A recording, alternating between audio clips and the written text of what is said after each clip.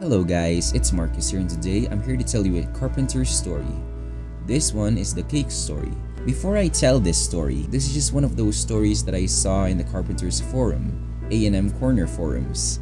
There's no one to validate the legitimacy of this story and this is not 100% guaranteed to be true.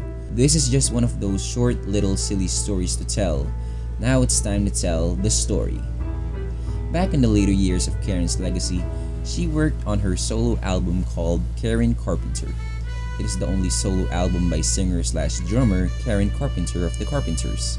Recorded between 1979 and 1980 and released by A&M Records in 1996, this story concerns a fella named Phil Ramone. Phil was the producer for Karen's solo album. One time, as a sort of silly gag or a prank on Karen Carpenter, he gave her a penis cake. Yes, you heard that right. A cake in the shape of a penis. This is just some pieces of information that I saw in some of the comments in the forum.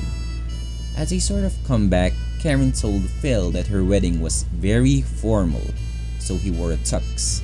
He and the waiters were the only ones wearing tuxes. Perhaps this was Karen's payback for the cake episode. It's a secret that Karen had an unhappy love life.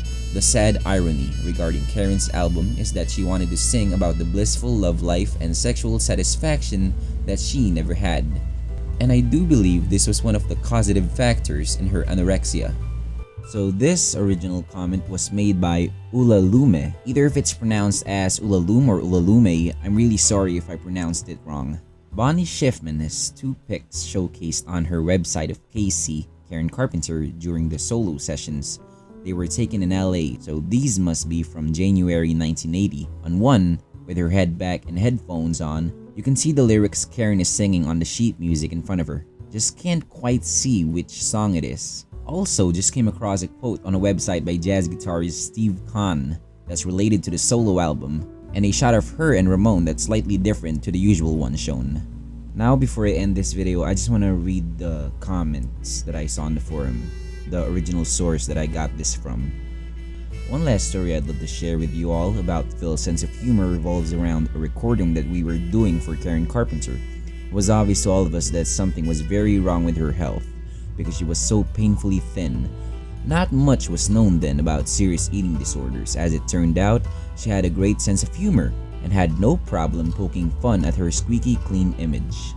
So one night, it was her birthday, and Phil wanted to surprise her with a birthday cake. So, what did he do? At the perfect moment, the band played Happy Birthday for Karen, and out came Phil's production assistant with a huge box. We all gathered round, the cover came up, and there was a penis-shaped cake.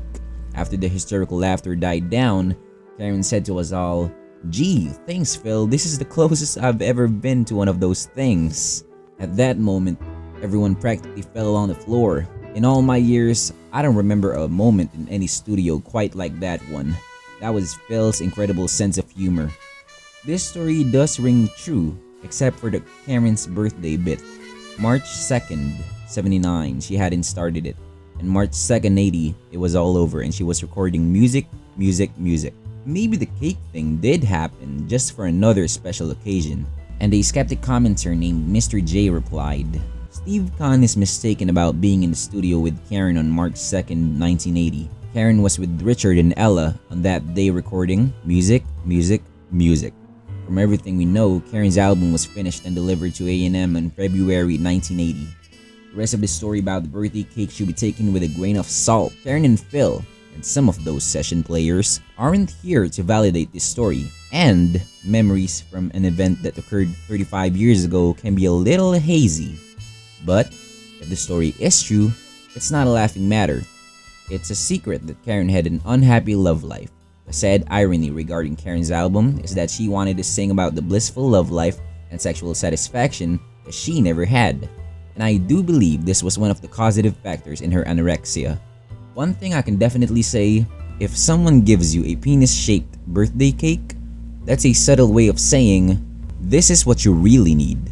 And this comment was last edited on March 31st, 2014. So that's about it.